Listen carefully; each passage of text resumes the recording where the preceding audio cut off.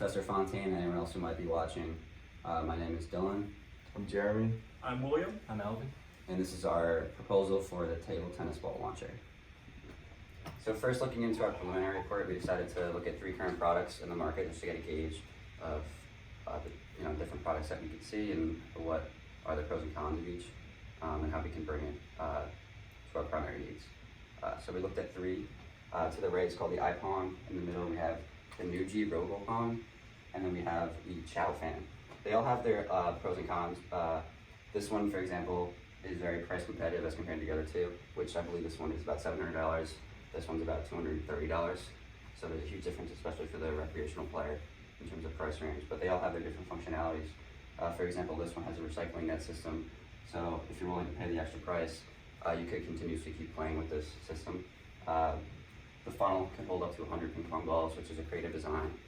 Also easy to refill, as well as for the bowl here.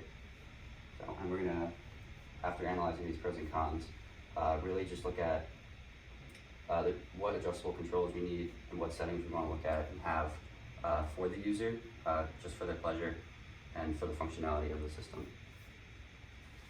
So first, looking into the model that we want to create, we have to definitely consider certain equations and different assumptions.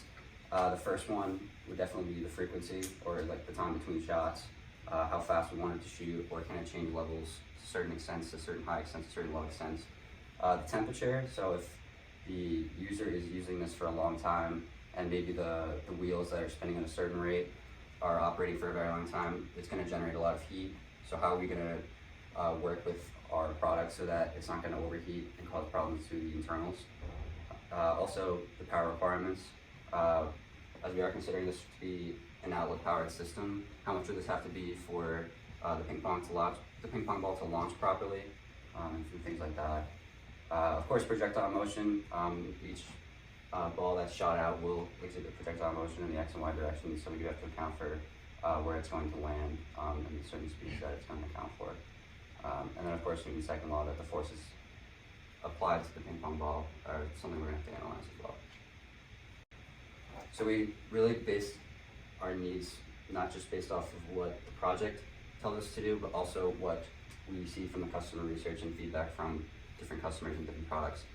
So the first one, going through our initial instructions, has to be adjustable for a lot of different functions, for ball speed and frequency, for head angle, possibly for oscillation if that's something we can do. Of course, it has to be user friendly with the way it's automated and the way it uses its controls, so it has to be able to be changed easily, especially with its functionality. We also need to utilize sensors and actuators so that it's shot efficiently.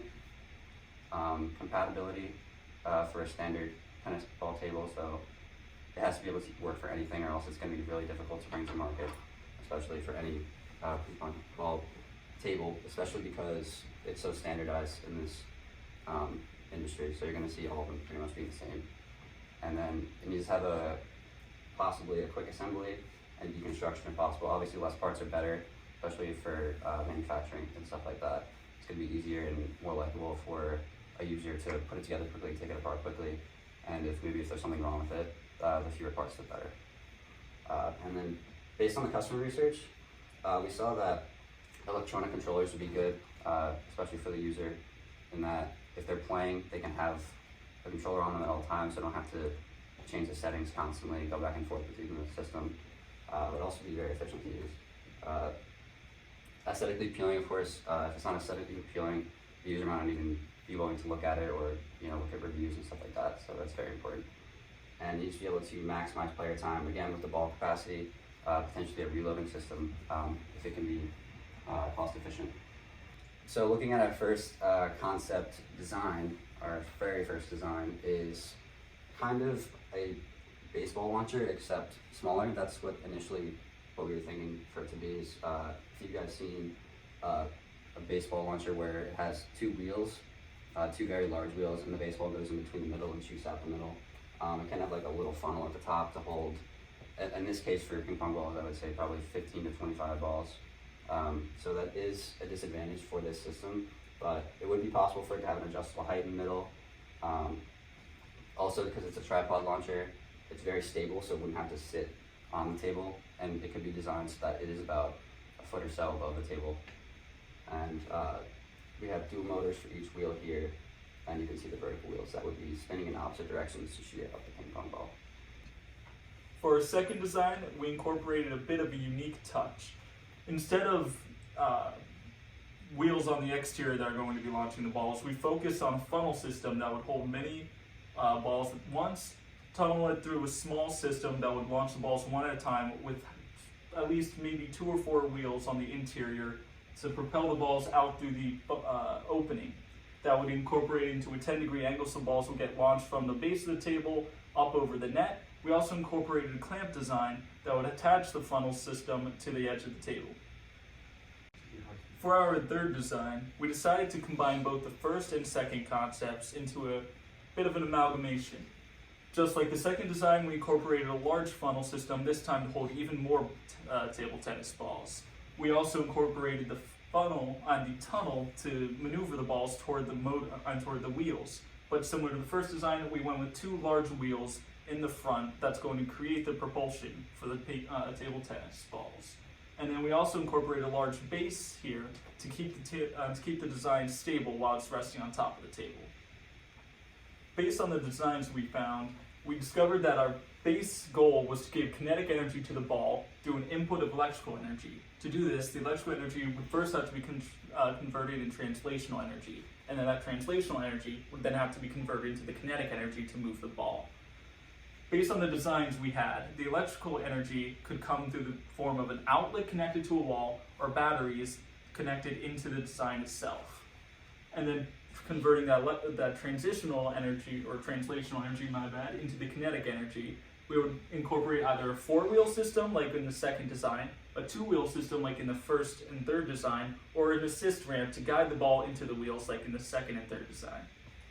So when someone is using our table tennis ball launcher, we want to make sure that balls aren't flying at them 50 or 100 miles an hour and flying all over the place. We want to make sure we have a consistent formula to make sure the table tennis balls are launched in the way that we need them to be. And to do that, we just had some quick assumptions, some rough calculations to help us determine how these balls would be launched and at what speeds.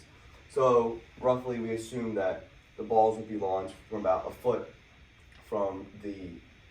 above the table, and basically on the back end of the defending side, and then this being the opposing side where the customer would return the balls from. The net height is about 6 inches, so it would have to clear that height. And we're playing indoors, so we're going to assume there's no air resistance, or it's very minimal, and we're going to neglect it. And also we converted the units to SI for our calculations, just for simplicity. So for our first calculation, we're assuming the head angle of the ball is horizontal or 0 degrees. There's no incline or decline in the angle. So with that, the initial vertical velocity is 0. From that, we can find the time it takes to either reach the point of the net or the end of the table or anywhere in between. And with that, and then simple distance calculation, we can we know the distances from the end of the table. We found the time, and then we found that it takes about 18 miles per hour to clear the net, and 18.6, and then 24 to hit the middle of the other side of the table and the end respectively. We also have calculations in case we want to have an incline head angle or decline head angle. In this case, our angle is 10 degrees above the horizontal, so a slight incline on the launch. We're using similar equations from kinematics. This time we can't find our t because our initial vertical velocity is not 0.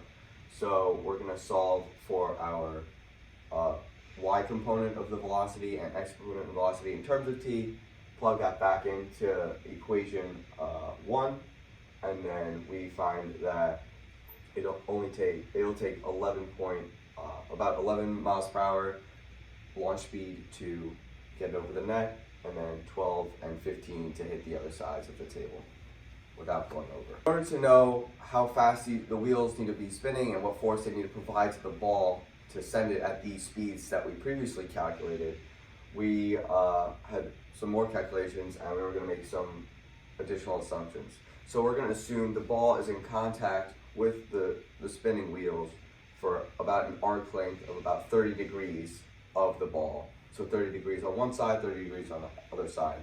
So that's about 1/12 of its circumference, and being on both sides, about 1/6 of its circumference total for the distance. The radius of the ping pong ball is 20 millimeters. The radius of the wheels, the propulsion wheels, are 30 millimeters, and the mass of the ball is 0.0027 kilograms. So it's very light. So it's going to have a very large acceleration, but it's a small mass, so the force won't need to be that great. For our calculations to determine, the acceleration and then the force needed to launch the ball, we're going to use a time-independent kinematics equation because we're going off the arc length of the ball, so we don't really have time to work with. Solving for the length, we can plug that into the equation. We know the launch speed that we previously wanted to launch the ball at. From that, we get a very large acceleration. And using Newton's second law, we find that the force is about 4.24 newtons, or about 1 pound, to launch the ball. Then using centripetal force and acceleration equations, we could find that the RPM of the motor spinning is about 229 revolutions per minute. So for our electrical analysis, since our launcher will be plugged into a wall outlet, the typical voltage and current it would experience would be 120 volts and 15 amps. We assume the power usage by the launcher would be around 50 watts by averaging the stronger products we reviewed. And we determined the usual operation time would be around 3 hours. And the energy use the launcher would take up would be around 150 watts per hour. The categories we use to select our concept would be based on launcher stability, which is the movement of the entire launcher at each instance the balls get shot out. The ball capacity is the amount of balls the launcher could hold. Functionality is the speed and frequency controls of the launcher.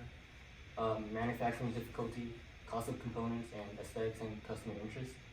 We prioritize functionality and aesthetics and customer interest because that is mostly what's going to attract the customers and keep hold of it. By individually ranking them, we determined the tripod to score really low in ball capacity and functionality, since it wouldn't be able to hold that many balls. And angles and speed, mostly the angle couldn't be adjusted if it's going to be shot straight out.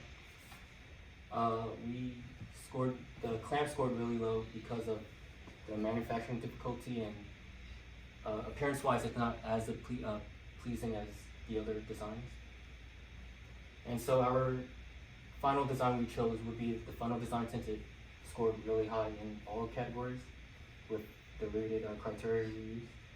It's mostly because of the ball capacity code with the funnel design. Concept 3 selected as our final design, we roughly modeled the design in SolidWorks. So for our interior setup, we had 2 horizontal wheels shooting the balls forward. And the main takeaway here is there will be a loading pin inside this funnel gear that will keep the balls from jamming. The 4 main components we decided to look at for our system design were the exterior features, the interior features, the power source, and user input. For the exterior, we focused on the durability of it and the capacity, with the plastic exterior being what's going to contribute most of the durability, and the funnel system is going to be what's providing the most capacity for the system as well. For the interior features, we looked at wheels, in this case more of a horizontal or vertical system, but 2-part that will be launching the balls, and a motor that would be causing the vertical or horizontal wheels to move. Those would be providing the motion for the tennis ball and for the general system. For the power source, we'll be using an on-off switch to be able to start the device when the user chooses, and a wall outlet to provide power throughout the entire system. For the user input, we focused on the adjustability coming in the form of a head angle, 2 wheels, and the loading pin. The head angle being able to choose which specific location the ball would be launched to, the 2 wheels would be providing the motion and speed for the ball to be launched, and the loading pin would be able to adjust how frequently the balls get launched. Finally, we also looked at creating a user interface through the use of a remote control to provide the user the ability to make these adjustments. In our project plan, we created a Gantt chart to help organize all the systems that we needed to do throughout the project's lifetime. Starting with the team formation and the state-of-the-art review, working our way down to the final presentation and testing and redesign. As you can see, the critical path is highlighted in orange, so we know which systems we should focus our efforts on most. Thank you for watching, Professor. Any questions or comments, please let us know. Wait, I gave a thumbs up. That was stupid.